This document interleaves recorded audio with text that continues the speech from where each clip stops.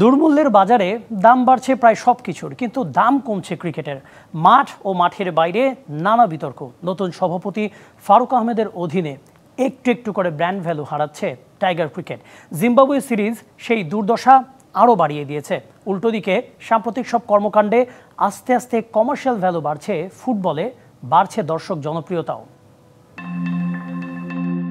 Semifinal খেলার স্বপ্ন দেখিয়ে চ্যাম্পিয়ন্স ট্রফিতে গিয়ে ভরাডুবি।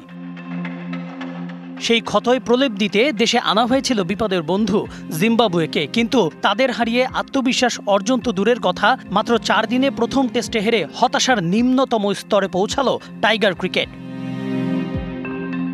অথচ অনেক স্বপ্ন নিয়েই নতুন বাংলাদেশে নতুন শুরুর আশায় সাবেক অধিনায়ক ফারুক আহমেদকে দেওয়া হয়েছিল বিসিবির সভাপতির চেয়ার, কিন্তু দীর্ঘ 9 মাসে তার অধীনে উন্নতির লক্ষণ নেই ক্রিকেটে।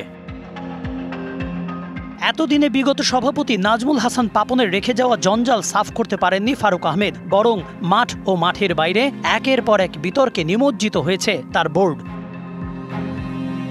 তারই প্রভাব পড়েছে ক্রিকেটের বাজারে, যার কারণে বাংলাদেশ জিম্বাবুয়ে সিরিজ সম্প্রচারে পাওয়া যায় না বেসরকারি চ্যানেলের আগ্রহ। ক্রিকেট পাগল জাতিকে ভরসা রাখতে হয় রাষ্ট্রায়ত্ত টেলিভিশনের উপর। এই সিরিজের গ্যালারির টিকিট 50 টাকা করেও মাঠে আনা যায়নি দর্শক। সানবিট সব দিবে সামাল। সানবিট ম্যাজিক প্রেস ডিশওয়াশিং এর মাথা ঘোরানো সলিউশন। মাঠের বাইরে বিপিএল এর পারিশ্রমিক বিতর্ক, ডিপিএল এ তাওহিদ হৃদয় বিতর্ক ছাড়াও আছে বিসিবির শীর্ষ কর্তাদের অন্তর্কোন্দল ও দুর্নীতির অভিযোগ। যেন ক্রমেই ফারুক আহমেদের অধীনে অন্ধকারের দিকে ধাবিত হচ্ছে ক্রিকেট বোর্ড। হু হু করে কমছে মার্কেট ভ্যালু। অথচ মুদ্রার উল্টো পিঠে ব্র্যান্ড ভ্যালু বাড়ছে ফুটবলে। অক্টোবরে তাবিদ আওয়াল বাফুফের সভাপতি নির্বাচিত হওয়ার পর গত 5 মাসেই দেখিয়েছেন পরিবর্তনের ছাপ। এক হামজা চৌধুরীর কারণে জাতীয় দল নিয়ে বেড়েছে সমর্থকদের আগ্রহ। এশিয়ান কাপ বাছাইয়ের ম্যাচ টিকিট নিয়ে বিপুল চাহিদার কারণে চেষ্টা চলছে অনলাইনে টিকিট বিক্রির।